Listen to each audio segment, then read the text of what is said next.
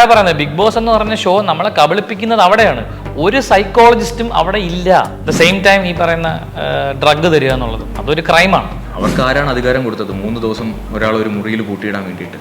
അതൊരു unlawful act അല്ലേ? അത് റോങ്ഫുൾ കൺഫൈൻമെന്റ് അല്ലേ? റോങ്ഫുൾ റിസ്ട്രെയിന്റ് അല്ലേ? ഒരാളൊരു വിഷമിച്ചിരുന്നു കഴിഞ്ഞാൽ അപ്പം തന്നെ ഒരു ആന്റി ഡിപ്രസൻ മെഡിസിൻ കൊടുക്കുന്നു.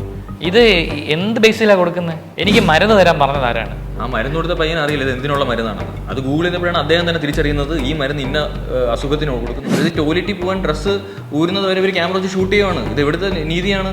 ഞാൻ ആ ഷോയ്ക്കെതിരെ സംസാരിച്ചല്ലോ. ഷോയ്ക്കെതിരെയല്ല, ഞാൻ ഷോയിൽ നടക്കുന്ന അൺലോഫുൾ ആയിട്ടുള്ള ആക്ടിനെതിരെയാണ് ഞാൻ പ്രതികരിച്ചത്. നിയമവിരുദ്ധമായി അതിനകത്ത് നടക്കുന്ന കാര്യങ്ങൾക്കെതിരെ ഞാൻ പ്രതികരിച്ചു. മാരകമായിട്ടുള്ള ഈ പറയുന്ന സ്ക്രീസോഫേനിക്കുള്ള ഒരു മരുന്ന് ഇദ്ദേഹത്തിന് കൊടുക്കുകയാണ് ഉണ്ടായത്. അത് ഇദ്ദേഹമായിട്ടാണ് കണ്ടുപിടിച്ചത്. നിങ്ങൾ ആലോചിച്ച് നോക്കൂ, ഈ തമിഴ്നാട്ടിൽ പോലീസ് സ്റ്റേഷൻ അവരുടെ കൺട്രോളിലാണെന്ന് പറഞ്ഞാൽ പ്രോട്ടോകോളിനെതിരാണ്. എന്ത് പ്രോട്ടോകോള്? കൺഫെഷൻ റൂമിനകത്ത് ഫോൺ കണക്ട് ചെയ്ത് അറിയിച്ചില്ലേ? പിന്നെ എന്ത് പ്രോട്ടോകോളാണ് എൻ്റെ അടുത്ത്? നിങ്ങൾ എന്തിനാണ് ഇത്രയും ചീപ്പായിട്ട് ഒരാളെ പോർട്രേ ചെയ്യുന്നത്? ഇപ്പം എൻ്റെ അടുത്ത് ചോദിച്ചൊരു ചോദ്യമുണ്ട്, നിന്റെ വീട്ടിൽ നീ ഇങ്ങനെയാണോ? അങ്ങനെയല്ല. അത് ഒരു കഴിഞ്ഞ സീസൺ 5ലും 4ലും ഒക്കെ മുഖത്ത് നോക്കി കാണിച്ചതാണ് ഈ മിഡിൽ ഫിംഗർ. അത് ഞാൻ ആദ്യം പറഞ്ഞപ്പോൾ അവൻ അസൂയാണ്. ആരോട് അസൂയ? ആ വീട്ടിൽ അഹങ്കാരം പറയുമല്ലോ കേട്ടോ. ഞാൻ ഇപ്പോഴും അഹങ്കാരമായിട്ട് പറയുമല്ല. നിങ്ങൾ അങ്ങനെ എടുക്കരുത് ദൈവം. എനിക്ക് ജനങ്ങളോടാണോ, നിങ്ങൾ അങ്ങനെ എടുക്കരുത് ഇത് അഹങ്കാരമായിട്ട്. എനിക്ക് അസൂയ തോന്നാൻ മാത്രം എന്നെ അങ്ങനെ ഒരു ഗെയിമറിനെ ഒന്നും നമ്മൾ അവിടെ കണ്ടിട്ടില്ല.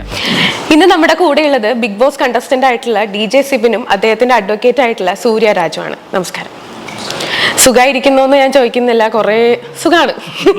അല്ല, കുറേ സോഷ്യൽ മീഡിയ തുറന്നു കഴിഞ്ഞപ്പോൾ നിങ്ങളുടെ വിഷയങ്ങളാണ് ഇങ്ങനെ കത്തിക്കേറിക്കൊണ്ടിരിക്കുന്നത്. ഇപ്പോൾ എപ്പോൾ മുതലാണ് ഈ ഒരു ലീഗലായിട്ട് മൂവ് ചെയ്യാം എന്ന് തീരുമാനിച്ചത്? തീരുമാനം ഇത് ഒരു ഞാനിപ്പം അഡ്വക്കേറ്റിനെ സൂര്യനെ മീറ്റ് ചെയ്യുന്ന സമയം തൊട്ടേ ഇതിനൊരു ലീഗാലിറ്റി ഉണ്ട്, ലീഗലി മൂവ് ചെയ്യാൻ പറ്റുന്ന കാര്യമാണെന്ന് മനസ്സിലായ നിമിഷം തൊട്ട് നമ്മൾ ലീഗലി മൂവ് ചെയ്യും. ഒരു 1.5 മാസത്തോളം ഞങ്ങൾ ഇതിൻ്റെ പുറകെയാണ്. കാര്യം കോൺട്രാക്റ്റിൻ്റെ പേര് പറഞ്ഞ് എന്നെ കോൺട്രാക്റ്റിൻ്റെ പേര് പറഞ്ഞ് ഇവർ പൂട്ടിയിടാൻ ട്രൈ ചെയ്യുന്നുണ്ടായിരുന്നു. എല്ലാവരും ഇങ്ങനെ കോൺട്രാക്റ്റിന്റെ പേരും പറഞ്ഞിട്ടാണ് ഇവർ ഇങ്ങനെ പേടിപ്പിക്കുന്നത്. എല്ലാ കാര്യങ്ങളും ഇപ്പം ഇറങ്ങിയപ്പോൾ തന്നെ ഈ പുറത്ത് ഇൻ്റർവ്യൂ കൊടുക്കാൻ പാടില്ലെന്ന് ഇവർ പറയുന്നുണ്ടല്ലോ. ആരാണ് ഇൻ്റർവ്യൂ കൊടുക്കാതിരുന്നത് ഇത്രയും? ഇനി ഞാൻ പറയാം, ഇവരിൽ തന്നെ ഈ ഷോയുടെ ഭാഗം അല്ലെങ്കിൽ ചാനലിൻ്റെ ഭാഗത്ത് നിന്ന് തന്നെ വിളിച്ചിട്ട് ഇൻ്റർവ്യൂ കൊടുക്കാൻ പറയുന്നുണ്ട്. അപ്പോൾ അതിന് കുഴപ്പമില്ല. അപ്പം അവർ കാശ് വാങ്ങിയിട്ടായിരിക്കണം ഈ മറ്റ് മത്സരാർത്ഥികളെ ഇൻ്റർവ്യൂവിന് വേണ്ടി പ്രോത്സാഹിപ്പിക്കുന്നത്. അപ്പോൾ അവരുടെ ആവശ്യങ്ങൾക്ക് വേണ്ടിയിട്ട് ഇൻ്റർവ്യൂ കൊടുക്കാം, അല്ലാതെ ഇൻ്റർവ്യൂ കൊടുക്കാൻ പാടില്ല. അപ്പം അങ്ങനെ കോൺട്രാക്റ്റ് എന്നുള്ള ഒരു സാധനം വെച്ചിട്ട് നമ്മളെ പൂട്ടിയിടാൻ ശ്രമിച്ചു. അപ്പം അത് ഇദ്ദേഹമായിട്ട് സംസാരിച്ചപ്പോൾ ഇദ്ദേഹം കൃത്യമായ കോൺട്രാക്റ്റ് വായിച്ച് മനസ്സിലായി അതൊരു സ്റ്റാൻഡ് ചെയ്യുന്നൊരു കോൺട്രാക്റ്റില്ല. അതിൻ്റെ ഡീറ്റെയിൽസ് സൂര്യ തന്നെ പറയും. അതായത് ഇപ്പോൾ നമ്മൾ ഏതൊരു തരത്തിലൊരു കോൺട്രാക്റ്റ് ഉണ്ടാക്കിയാലും ആ കോൺട്രാക്റ്റ് ലോഫുൾ ആയിട്ടുള്ള ആക്ട് ചെയ്യാൻ വേണ്ടിയിട്ടായിരിക്കണം. അതായത് ഞാൻ ഒരാൾ കാല് തല്ലി അടിക്കാൻ വേണ്ടിയിട്ട് ഞാനൊരു എഗ്രിമെൻറ്റ് തയ്യാറാക്കുന്നു. ഞാൻ അയാൾക്ക് 10 ലക്ഷം രൂപ കൊടുക്കാമെന്ന് പറഞ്ഞിട്ട് 10 ലക്ഷം രൂപയുടെ ഒരു എഗ്രിമെൻറ്റ് ഞാൻ തയ്യാറാക്കുന്നു. അയാൾ കാല് തല്ലി ഓടിക്കുന്നു, അന്വേഷിച്ച് എൻ്റെ അടുത്ത് വരുന്നു, ഞാൻ 10 ലക്ഷം രൂപ കൊടുക്കുന്നില്ല. ഈ കോൺട്രാക്റ്റും കൊണ്ട് അയാൾക്ക് കോടതിയിൽ പോകാൻ പറ്റില്ല. അതൊരു അൺലോഫുൾ ആക്റ്റാണ്. അപ്പോൾ അത് എന്താവും? അബിൻഷ്യൂ അത് വോയിഡായി പോകും. അതായത് ഇനിഷ്യലി തന്നെ ആ കോൺട്രാക്റ്റ് വോയിഡാണ്. അതായത് ഇദ്ദേഹം ആ ഗെയിമിൽ പാർട്ടിസിപ്പേറ്റ് ചെയ്യാൻ പോകുന്നു. ഗെയിമിൽ അദ്ദേഹം പാർട്ടിസിപ്പേറ്റ് ചെയ്യുന്നതിനിടയിൽ അയാൾക്ക് മെൻ്റൽ ഡിസ്ട്രെസ് ഉണ്ടാകുന്നു, അവിടെ കുറച്ച് പാർഷ്യാലിറ്റി നടക്കുന്നു. അതിൻ്റെ പേരിൽ ഇദ്ദേഹം തന്നെ പറയുന്നു ഇദ്ദേഹത്തിന് പുറത്തോട്ട് പോകണം, ഇദ്ദേഹത്തിന് ഈ ഗെയിം നിർത്തണമെന്ന് പറയുന്നു. അവർക്ക് ആരാണ് അധികാരം കൊടുത്തത് 3 ദിവസം ഒരാൾ ഒരു മുറിയിൽ പൂട്ടിയിടാൻ വേണ്ടിയിട്ട്? അതൊരു അൺലോഫുൾ ആക്ട് അല്ലേ? അത് റോങ്ഫുൾ കൺഫൈൻമെന്റ് അല്ലേ? റോങ്ഫുൾ റിസ്ട്രെയിന്റ് അല്ലേ? അതിനെയാണ് ഇദ്ദേഹം നിയമപരമായിട്ട് ചോദ്യം ചെയ്യുന്നത്. നിയമപരമായിട്ട് ഇപ്പം പരാതി കൊടുത്തിരിക്കുന്നതും അതിനെതിരെയാണ്. ഇപ്പം ഗെയിമിനുള്ളിൽ നടന്നൊരു കാര്യമല്ല. ഗെയിമിന് പുറത്തൊരു ഹോട്ടൽ മുറിയിൽ ഇദ്ദേഹത്തിന് 3 ദിവസം പൂട്ടിയിട്ടു, വീട്ടുകാരെ ഇൻഫോം ചെയ്തിട്ടില്ല. അപ്പോൾ ഒരു രീതിയിലും ഉള്ള പുറത്തെ കാര്യങ്ങളൊന്നും അറിഞ്ഞിട്ടുണ്ടായിരുന്നില്ല. 100% നമ്മൾ ലോക്ക്ഡൗൺ. ഒരു പുറത്തെന്താ നടക്കുന്നതെന്നോ എനിക്കെന്താ കൃത്യമായി സംഭവിക്കുന്ന പോലെ അവരെനിക്ക് ഇൻഫർമേഷൻ തന്നിട്ടില്ല, എൻ്റെ വീട്ടുകാരെ അറിയിച്ചിട്ടില്ല. അതുതന്നെയാണ് ഈ പറയുന്ന നിയമപരമായിട്ട് നമുക്ക് മുമ്പോട്ട് പോകാനുള്ള ഒരു സാഹചര്യം ഉണ്ടാക്കിയത്. ദ സെയിം ടൈം ഈ പറയുന്ന ഡ്രഗ് തരിക എന്നുള്ളതും അതൊരു ക്രൈമാണ്. ഈ ഡ്രഗിന്റെ ആഫ്റ്റർ എഫക്റ്റോ അല്ലെങ്കിൽ സൈഡ് എഫക്ട്സും കാര്യങ്ങളൊക്കെ അന്നേരം ഈ ഒരു പുറത്തൊരു ബന്ധമില്ലാത്ത ഒരാൾക്ക് അല്ലെങ്കിൽ ഒരുപക്ഷെ നേരത്തെ ഈ ഒരു ഡ്രഗിനെ കുറിച്ച് അറിഞ്ഞിരിക്കണം, അല്ലെങ്കിൽ അതിനെക്കുറിച്ച് കുറച്ചുകൂടി അറിയുന്ന ആൾക്കാർക്കല്ലേ ഈ ഒരു ഡ്രഗിന്റെ സൈഡ് എഫക്ട്സും കാര്യങ്ങളൊക്കെ മനസ്സിലാവുള്ളൂ. ഇതെങ്ങനെയാ അത് അറിഞ്ഞത്? ഇത് ഇന്ന അസുഖത്തിന് കൊടുക്കുന്ന മരുന്നാണ്. എൻ്റെ കൂടെ ഒരാളുണ്ടായിരുന്നല്ലോ, അദ്ദേഹത്തിനെ കൊണ്ട് ഞാൻ ആ മരുന്നിൻ്റെ പേര് എനിക്ക് കണ്ടപ്പോൾ ഞാൻ ഗൂഗിൾ ചെയ്യിപ്പിച്ച് നോക്കി. ഗൂഗിൾ ചെയ്ത് നോക്കിയപ്പോൾ ഒലാൻസപ്പൈൻ പ്രഥമ ദൃഷ്ടിയ തന്നെ അത് ഇന്ന അസുഖത്തിനോട് എല്ലാത്തിലും അതിൻ്റെ പേരില്ല. അതിലൊരു ഒരു ടാബ്ലറ്റ് കൊടുത്തപ്പോഴത്തേക്ക് ആക്സിഡൻ്റലി ആ പേര് ഇദ്ദേഹം കണ്ടുപിടിച്ചാണ്. അതെ അതെ അതെ, അത് അവർ 2 ടാബ്ലറ്റ് ആയിട്ട് വന്നപ്പോൾ അതിനകത്ത് കൃത്യമായിട്ട് പേരുണ്ടായിരുന്നു. അപ്പോൾ അതാണ്, അതിൽ പേര് വായിച്ചിട്ടാണ് ഞാൻ ഇത് ഗൂഗിൾ ചെയ്ത് എന്തിനുള്ളതാണെന്നും പറഞ്ഞപ്പോഴാണ് അദ്ദേഹം കണ്ടുപിടിച്ചത് സ്കീസോഫ്രീനിയ എന്ന് പറഞ്ഞ അസുഖത്തിന് കൊടുക്കുന്ന മരുന്നാണെന്ന് മനസ്സിലായി. ഞാൻ അത് കഴിക്കില്ല എന്ന് പറഞ്ഞത്. ഓക്കെ, ഈ ഒറ്റപ്പെടുത്തുന്ന ഇപ്പൊ നേരത്തെ പ്രസ് മീറ്റിൽ ചേട്ടൻ പറഞ്ഞിട്ടുണ്ടായിരുന്നു എന്നെ ഒറ്റപ്പെടുത്താനായിട്ട് ശ്രമിച്ചതാണെന്ന്. അങ്ങനെ ഒറ്റപ്പെടുത്താനായിട്ട് ശ്രമിക്കേണ്ട ഒരു കാരണം അവർക്ക് ബിഗ് ബോസിന്റെ ഭാഗത്തുനിന്നും ആ ഒരു ക്രൂവിന്റെ ഭാഗത്തുനിന്നും അങ്ങനെ ഒരു ഒറ്റപ്പെടുത്താനുള്ള ഒരു ശ്രമം വരേണ്ട കാര്യം എന്താ? ഞാൻ ആ ഷോയ്ക്കെതിരെ സംസാരിച്ചല്ലോ. ഷോയ്ക്കെതിരെയല്ല, ഞാൻ ഷോയിൽ നടക്കുന്ന അൺലോഫുൾ ആയിട്ടുള്ള ആക്ടിനെതിരെയാണ് ഞാൻ പ്രതികരിച്ചത്. നിയമവിരുദ്ധമായി അതിനകത്ത് നടക്കുന്ന കാര്യങ്ങൾക്കെതിരെ ഞാൻ പ്രതികരിച്ചു. ഞാൻ പ്രതികരിക്കുന്നതിൻ്റെ പേരിൽ ആ ഷോ നിർത്തി, അല്ലെങ്കിൽ നിർത്തുമെന്ന് ഞാൻ ഒരിക്കലും പറയില്ല. എന്തെങ്കിലും പ്രശ്നങ്ങൾ ഉണ്ടാകുമെങ്കിലും ഒരു ഡീഗ്രേഡിങ് സംഭവിക്കാൻ സാധ്യത ഉണ്ടെന്നുള്ള ഭയം കൊണ്ടായിരിക്കും അവർ ചിലപ്പം എന്നെ ഇതുപോലെ ഒറ്റപ്പെടുത്താൻ ശ്രമിക്കുന്നത്. അതായത് ഞാൻ ഒറ്റപ്പെട്ടു കഴിഞ്ഞാൽ ഞാൻ പിന്നെ ഒച്ച വയ്ക്കില്ലല്ലോ. അപ്പോൾ ഈ പ്രശ്നം എന്നിൽ തന്നെ അവസാനിക്കും. ആരും എന്നെ സപ്പോർട്ട് ചെയ്യാനില്ല. എനിക്ക് പ്രോപ്പറായിട്ടൊരു ജോലി ചെയ്ത് മുന്നോട്ട് പോകാനുള്ളൊരു മാർഗ്ഗമില്ലാത്ത സാഹചര്യങ്ങൾ വരുമ്പോൾ ഞാൻ സ്വാഭാവികമായും വാപത്തി മറ്റ് വഴികൾ നോക്കി പോകും. അതായിരിക്കും ചിലപ്പോൾ അവരുടെ ഉദ്ദേശം. ഈ ഭീഷണികളും കാര്യങ്ങളും ഒക്കെ ഉണ്ടായല്ലോ, അപ്പം ഫോൺ കോൾസിലൂടെ ആണെങ്കിലും എന്ത് തരത്തിലുള്ള ഭീഷണിയെ കൊല്ലും അങ്ങനെയുള്ള രീതിയിലുള്ള ഭീഷണിയാണോ? കൊലപാതകം കൊല്ലും എന്നുള്ളൊരു സംഭവമൊന്നും ഡയറക്റ്റ് ആയിട്ട് വന്നിട്ടില്ല. തീർത്ത് കളയാം. അതെ, നമ്മുടെ മീഡിയ ഇൻഡസ്ട്രിയിൽ നിന്ന് നമ്മൾ മാറും, മൊത്തത്തിൽ നീ ജോലി ചെയ്തില്ല, ആ രീതിയിലുള്ള വയലേഷൻ, ആ രീതിയിലുള്ള ത്രട്ടനിങ് ആണ് കൂടുതലുള്ളത്. അതിന്റെ ഒരു ഭാഗമായിട്ട് തന്നെയാണോ ഈ ചേട്ടന്റെ അമ്മയ്ക്കുണ്ടായ ഒരു ഇഷ്യൂ? ഉറപ്പില്ല കേട്ടോ, അത് ഉറപ്പില്ലാത്ത കാര്യങ്ങൾ ഞങ്ങൾ പറയില്ല. അത് പോലീസ് വണ്ടിയുടെ നമ്പർ വെച്ചിട്ട് അവർ ട്രേസ് ചെയ്തപ്പോൾ ഫേക്ക് നമ്പറാണെന്ന് അറിഞ്ഞു. അപ്പോൾ അത് പോലീസ് അന്വേഷണത്തിലാണ്. അവർ കൃത്യമായിട്ട് അന്വേഷണം നടത്തി അത് കണ്ടെത്തും. അത് ഇതുമായിട്ട് റിലേറ്റഡ് ആണോ നമുക്ക് അറിയില്ല, അത് നമ്മൾ പറയുന്നില്ല. ഇത്ര നാളും പേര് വെളിപ്പെടുത്താതിരുന്നത് എന്തുകൊണ്ടായിരുന്നു? ഇല്ല, ഇത് ഈ ആക്ട് ചെയ്ത് വന്നത് ശരിക്കും പറഞ്ഞാൽ പേടിച്ചിട്ടാണ്, സിബിൻ പേടിച്ചിട്ടാണെന്നുള്ള രീതി. പേടിയുടെ ഭാഗമല്ല, അത് ഇതിന് നിയമപരമായുള്ള പ്രശ്നങ്ങളുണ്ട്. ഞാൻ ഒരാളുടെ പേര് ഇപ്പം എന്നെ പൂട്ടിയിടാൻ പറഞ്ഞതാര്, അതെനിക്കറിയില്ല. എന്നെ വിളിച്ച ആളുടെ പേര് വെച്ചിട്ടാണ് എന്നെ വന്ന് കണ്ട ആൾക്കാരുടെ പേര് വെച്ചിട്ടാണ് ഞാൻ പരാതി കൊടുത്തത്. എനിക്ക് മരുന്ന് തരാൻ പറഞ്ഞത് ആരാണ്? ആ മരുന്ന് കൊടുത്ത പയ്യൻ അറിയില്ല ഇത് എന്തിനുള്ള മരുന്നാണെന്ന്. അത് ഗൂഗിൾ ചെയ്തപ്പോഴാണ് അദ്ദേഹം തന്നെ തിരിച്ചറിയുന്നത് ഈ മരുന്ന് ഇന്ന അസുഖത്തിന് കൊടുക്കും. അല്ല, അതിപ്പോ മെഡിക്കൽ ടീം അല്ല വന്നത്. അല്ലല്ല, മെഡിക്കൽ ടീം വന്ന് മെഡിസിൻ തന്നിട്ടില്ല. എനിക്ക് ഡോക്ടർ നേരിട്ട് കണ്ടിട്ടില്ല. ഒരു സ്റ്റാഫ്, അവിടുത്തെ ഒരു സ്റ്റാഫാണ് വന്ന് മരുന്ന് തരുന്നത്. ഞാൻ അതാ പറയുന്നത്, ബിഗ് ബോസ് എന്ന് പറഞ്ഞ ഷോ നമ്മളെ കബളിപ്പിക്കുന്നത് അവിടെയാണ്. ഒരു സൈക്കോളജിസ്റ്റും അവിടെ ഇല്ല. അവിടെ ഉള്ള ഡോക്ടേഴ്സ്, അവിടെ വർക്ക് ചെയ്യുന്ന ഡോക്ടേഴ്സ് ജൂനിയർ ഡോക്ടേഴ്സ് ആണോ സ്റ്റുഡൻസ് ആണോ ഇതൊന്നും നമുക്കറിയില്ല. എനിക്കിപ്പോഴും ഞാൻ പറയാം, അവർക്കൊരു എക്യുപ്മെന്റ് ഹാൻഡിൽ ചെയ്യാൻ, എനിക്കൊരു ECG എടുക്കാൻ വന്ന സമയത്ത് അദ്ദേഹത്തിന് ECG എടുക്കുന്ന മെഷീൻ ഹാൻഡിൽ ചെയ്യാൻ പോലും അറിയില്ല. അത്രയ്ക്കും എക്സ്പീരിയൻസ് കുറവുള്ള ഡോക്ടേഴ്സാണ് അവിടെ ഉള്ളത്. എന്ത് അസുഖം വന്നാലും ഒരു ഇലക്ട്രോലൈറ്റ് തരും. അവിടെ ഏറ്റവും കൂടുതൽ കൊടുക്കുന്ന ORS ആണ്. എന്ത് അസുഖം വന്നാലും ORS, എല്ലാത്തിനും ORS.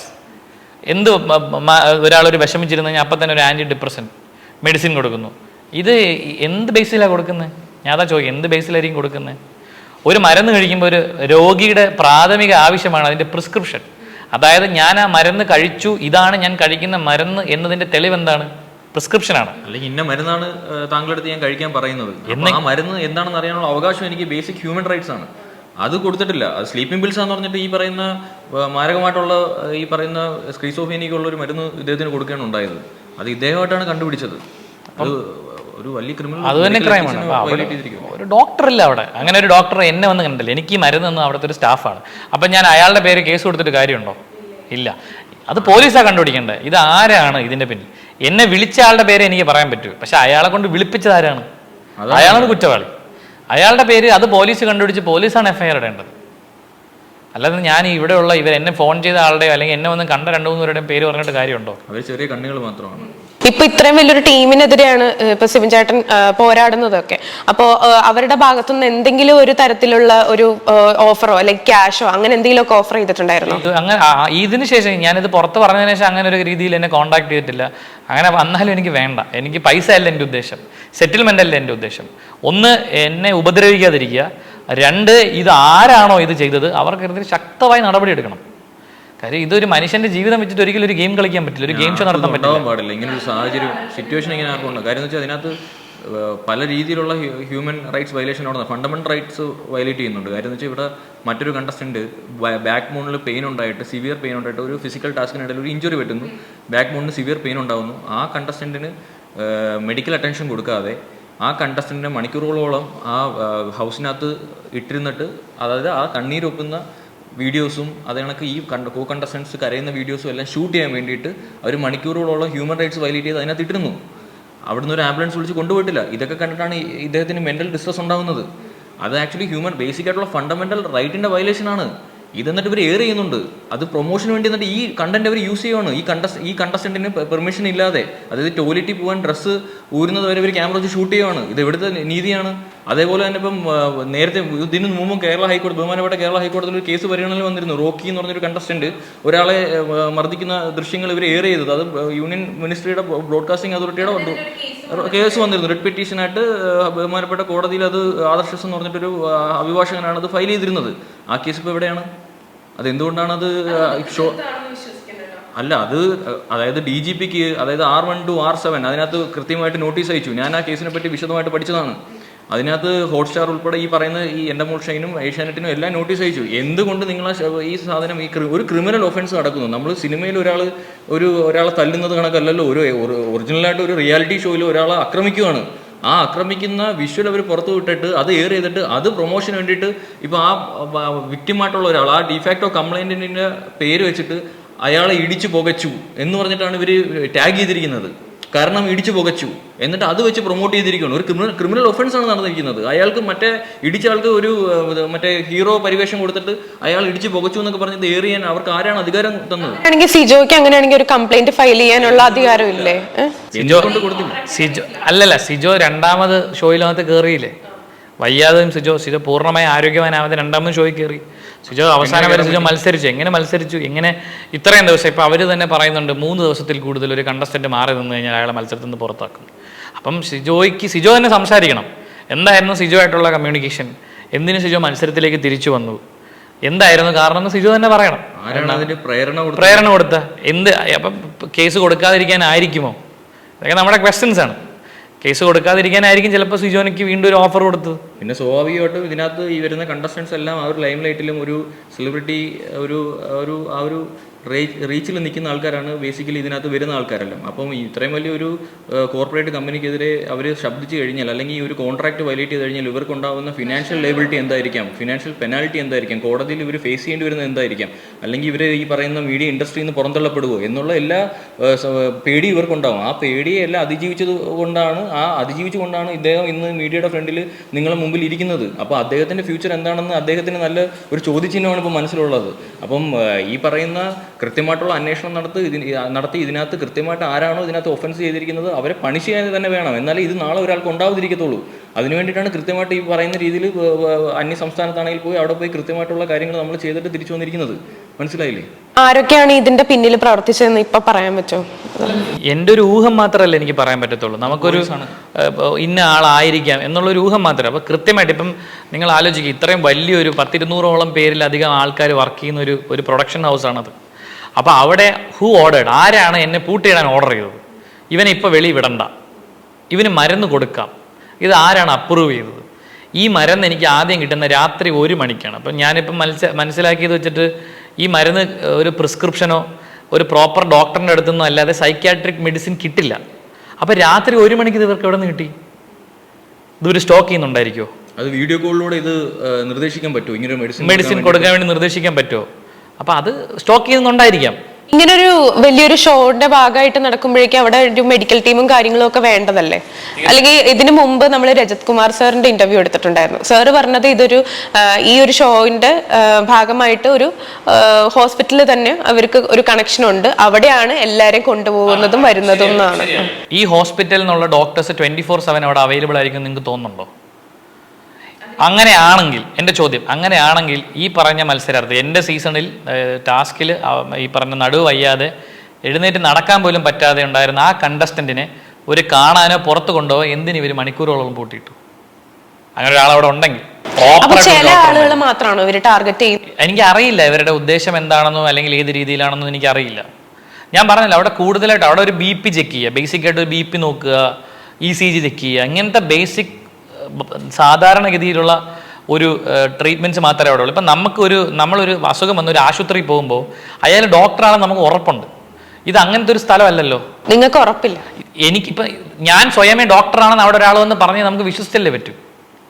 ഇത് അങ്ങനത്തെ ഒരു ഒരു സ്റ്റെതസ്കോപ്പ് ഇട്ട് ഒരാൾ വന്ന് അവിടെ നിൽക്കുകയാണ്, അയാൾ പറയുകയാണ് ഞാൻ ഡോക്ടറാണെന്ന്. നമുക്ക് സാറിൻ്റെ ID ഒന്നുമില്ല, നമ്മൾ ഒരു ഗെയിം ഷോയാണ്, പുറം ലോകമായിട്ട് ബന്ധമില്ല. അപ്പോൾ അവിടെ ഉള്ളത് ആക്ച്വൽ ഡോക്ടറാണോ, ഒരു ക്വാളിഫൈഡ് പേഴ്സൺ ആണോ, അയാളാണോ ഈ മരുന്ന് തരുന്നത്, എന്നാൽ ഈ മരുന്ന് എന്താണ് എന്നൊക്കെ ബേസിക് ആയിട്ടുള്ള ഒരു തോട്ട്സ് ആണ്, ബേസിക് നീഡ്. ഞാനിത് ഡോക്ടർ ആരാണെന്നൊന്നും സാവന്താണ് സൈക്യാട്രിസ്റ്റ് ആണ് എല്ലാം സമ്മതിച്ചു. മരുന്നിന്റെ പ്രിസ്ക്രിപ്ഷൻ എന്താ തരാത്ത, ഇതുവരെ തരാത്ത എന്താ, ഈ നിമിഷം വരെ തന്നിട്ടില്ല. അതല്ല അതിനുപരി ആ മരുന്ന് എന്തിനു തന്നു? അവരുടെ ഭാഗത്തുനിന്ന് ഇതിനൊരു ക്ലാരിഫിക്കേഷൻ ഇതുവരെ തരാത്തത് കൊണ്ട് നമുക്ക് ഉറപ്പായിട്ടും അത് ഇതുവരെ ഈ നിമിഷം വരെ എനിക്ക് ഉണ്ടായിട്ടില്ല. എന്റെ പ്രശ്നം അതാണ്. അതിന് എല്ലാ വിധത്തിലുള്ള എവിഡൻസും ഇപ്പോൾ ഉണ്ട്.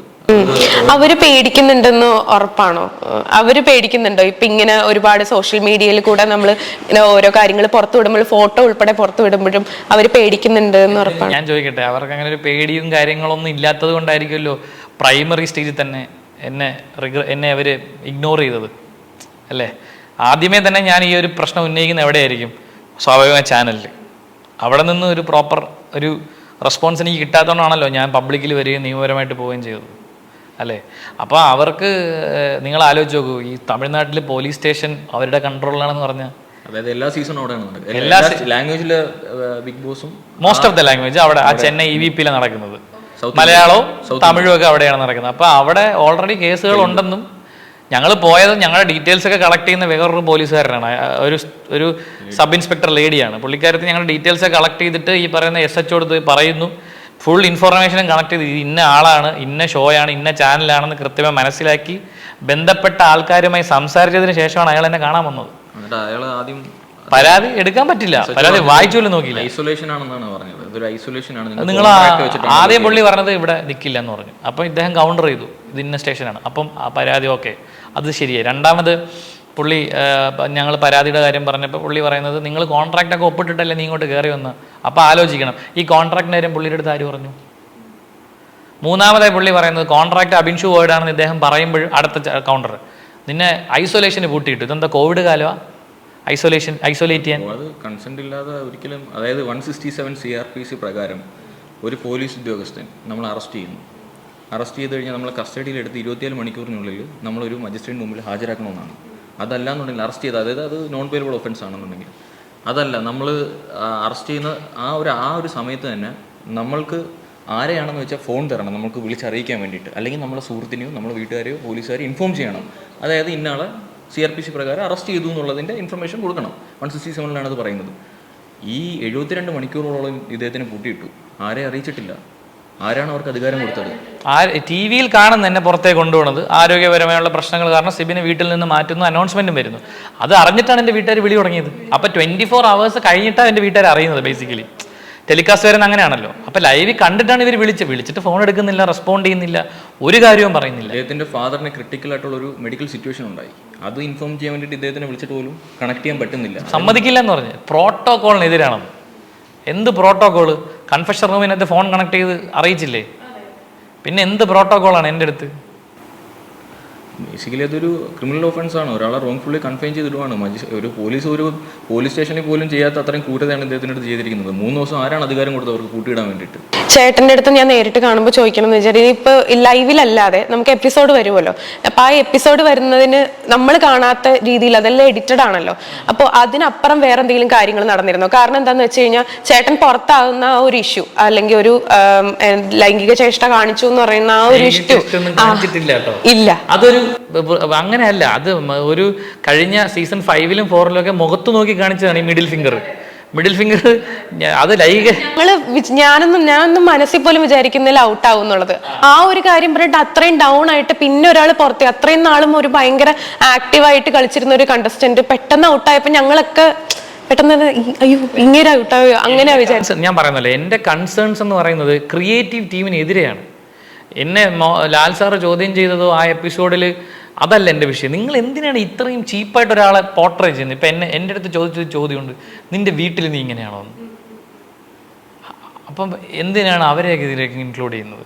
അത്തരത്തിലുള്ള ഈ ഭാഷ എന്തിനാണ്, ലാംഗ്വേജ് എന്തിനാണ് യൂസ് ചെയ്യുന്നത്? പ്രോപ്പറായിട്ട് ഒരു മനുഷ്യനെ ഡിസ്ട്രോയ് ചെയ്യുക എന്നുള്ളതാണ് അവരുടെ. എൻ്റെ വീട്ടിൽ ഞാൻ ഇങ്ങനെയാണെന്ന് പറഞ്ഞാൽ എൻ്റെ സംസ്കാരത്തെ തന്നെ, അല്ലെങ്കിൽ ഞാൻ വരുന്നൊരു സ്ഥലത്തെ തന്നെ അവർ അധിക്ഷേപിക്കുന്നതിന് തുല്യമല്ലേ?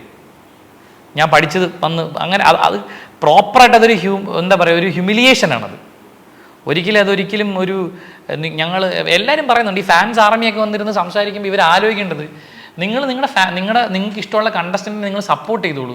പക്ഷേ എനിക്ക് വന്ന ഒരു ഹ്യൂമൻ റൈറ്റ് വയലേഷനെ കുറിച്ച് ഞാൻ സംസാരിക്കുമ്പോൾ അതിൻ്റെ അടിയിലും വന്ന് നിങ്ങളുടെ ആൾക്കാരെ സപ്പോർട്ട് ചെയ്യുന്നത് എന്ത് കണ്ണിച്ചോരയില്ലായ്മ ഞാൻ ചോദിക്കുന്നത്. ഞങ്ങളുടെ ആളെയും ചീത്ത പറഞ്ഞു, ഇങ്ങനെ ചീത്ത പറഞ്ഞോ? ഇങ്ങനെ ഏതെങ്കിലും ഒരു കണ്ടസ്റ്റൻറ്റിനെ ചീത്ത പറഞ്ഞിട്ട് നിങ്ങൾക്ക് കാണിക്കാൻ പറ്റുമോ? ഈ രീതിയിൽ ഹ്യൂമിലേറ്റ് ചെയ്താൽ ഒരു കണ്ടസ്റ്റൻറ്റിനെ ഹ്യൂമിലേറ്റ് ചെയ്തിട്ടില്ല എന്നാണ് എൻ്റെ അറിവ്. സീസൺ 6 ഇതുവരെ ഇങ്ങനെ ഒരു ഹ്യൂമിലിയേഷൻ ഒരു കണ്ടസ്റ്റൻറ്റിന് ഉണ്ടായിട്ടില്ല. കാണിക്കാൻ പറയൂ. ഇപ്പോൾ അഖിൽ മാരാറിനെ കഴിഞ്ഞ സീസണിൽ മധുവിൻ്റെ പേര് ഉപയോഗിച്ചതിൻ്റെ പേരിൽ അത്രയും, അവിടെ പോലും ഇത്തരത്തിലുള്ളൊരു ഹ്യൂമിലിയേഷൻ ഇല്ല. നിങ്ങൾ ആലോചിച്ച് ഒരു ടാസ്ക് കിടക്കുമ്പോൾ എന്നെ ഒറ്റപ്പെടുത്തുകയാണ്.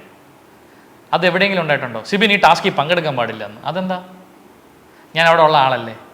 അത് കുറച്ച് നല്ല രീതിയിൽ കളിച്ചത് കൊണ്ടാണ് അങ്ങനെ ഒതുക്കിയതെന്നുള്ള ഒരു അഭിപ്രായം ആയിരിക്കാം. ഞാൻ പറഞ്ഞല്ലോ, അവർക്കൊരു ഫേവറിറ്റിസം ഉണ്ടെന്ന് ഞാൻ ആദ്യം പറഞ്ഞപ്പോൾ എൻ്റെ അസൂയായിട്ട് എന്നെ ചിത്രീകരിച്ച് ഇപ്പം ജനങ്ങൾ മുഴുവൻ പറയുന്നില്ലേ ഫേവറിറ്റിസം ഉണ്ടെന്ന്.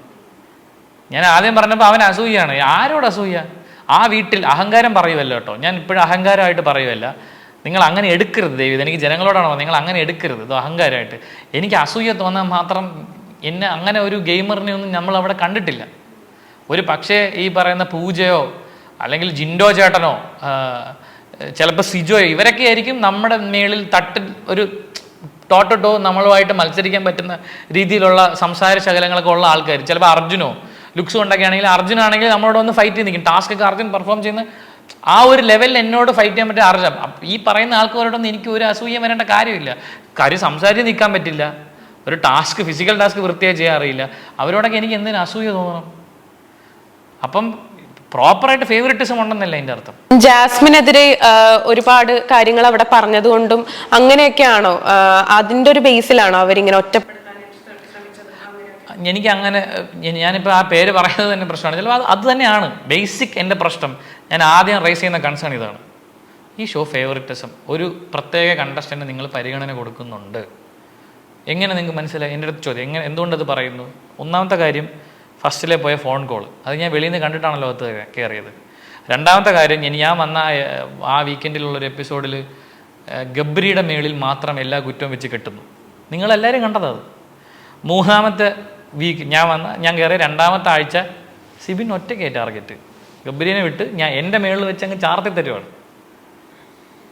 ഞാൻ ചെയ്തത് മുഴുവൻ തെറ്റ്. എൻ്റെ പച്ചത്തറി പറഞ്ഞ കുട്ടി ഒരു രാത്രി മൊത്തം ജയിലിൽ കിടന്നുണ്ട്. ചോദിച്ചതേ ഇല്ലല്ലോ.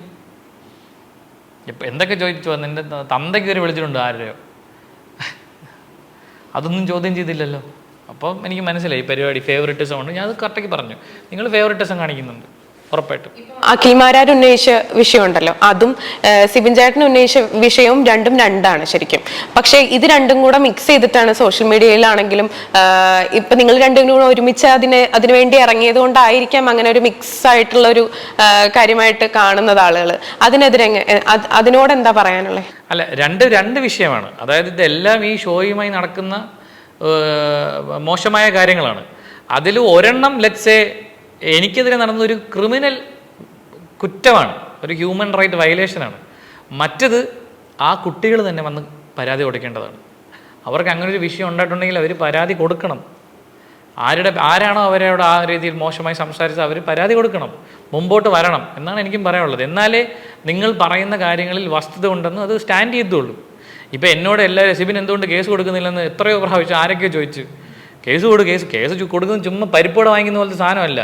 ചായക്കടയിൽ പോയിട്ട് 2 പരിപ്പോട എന്ന് പറയുന്ന പോലെ അല്ല.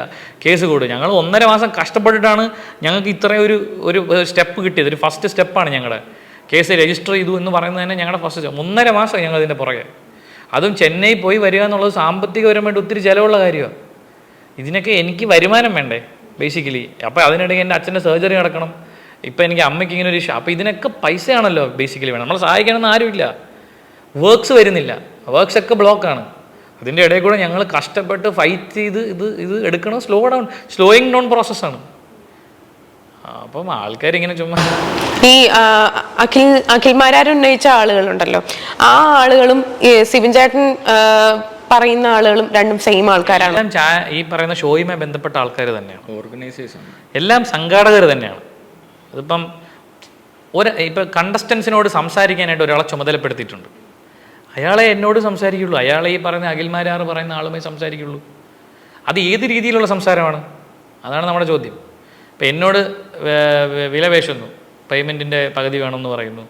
അപ്പുറത്തെ കണ്ടസ്റ്റൻറ്റിനോട് പറയുന്നു എന്താണ് ഇന്ന രീതിയിൽ സഹകരിച്ചു കഴിഞ്ഞാൽ നിങ്ങൾ പേയ്മെൻറ്റിൻ്റെ പകുതി തന്നാൽ കൂടുതൽ ദിവസം അവിടെ നിർത്തിത്തരാം. അങ്ങനെയുള്ള പേശലുകളും കാര്യങ്ങളും അവിടെ നടക്കുന്നുണ്ടല്ലേ? ഇപ്പോൾ കിടിലം ഫിറോസ് വേറൊരു ഇൻ്റർവ്യൂവിൽ അദ്ദേഹം പറഞ്ഞല്ലോ, വെളിപ്പെടുത്തിയല്ലോ അദ്ദേഹത്തിൻ്റെ പൈസയുടെ 50% തരാണെങ്കിൽ അദ്ദേഹം കൂടുതൽ സമയം ദിവസം അവിടെ നിർത്തിത്തരാമെന്ന് പറഞ്ഞല്ലോ. അത്തരത്തിൽ അദ്ദേഹത്തോട് ഇവർ പറഞ്ഞിട്ടുണ്ടല്ലോ. അത് അദ്ദേഹം വെളിപ്പെടുത്തി. ഇപ്പോഴും ഞാനും വെളിപ്പെടുത്തിയത് ആ കാര്യം തന്നെയാണ്.